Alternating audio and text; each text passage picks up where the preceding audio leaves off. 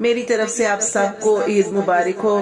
تقبل اللہ منا و منکم صالح اعمال۔ عید مبارک علینا و علیکم۔ آج جیسے کہ عید ہے، آج کی جو مسنون جو اعمال ہیں وہ کیا ہیں؟ غسل کرنا، نیا لباس پہننا، اگر نیا لباس نہیں ہے تو جو آپ کے پاس جو سب سے عمدہ لباس ہے اسی کو پہن لیں، خوشبو لگانا، عیدگاہ پیدل جانا، ایک راستے سے جانا اور دوسری راستے سے واپس آنا، اور راستے میں تکبیرات جو ہے وہ پڑھتے جانا ہے۔ اور اس کے بعد نماز پڑھنے کے بعد جو سب سے پہلا عمل ہے، اگر آپ کے پاس قربانی کا جانور ہے تو آپ نے قربانی کرنی ہے۔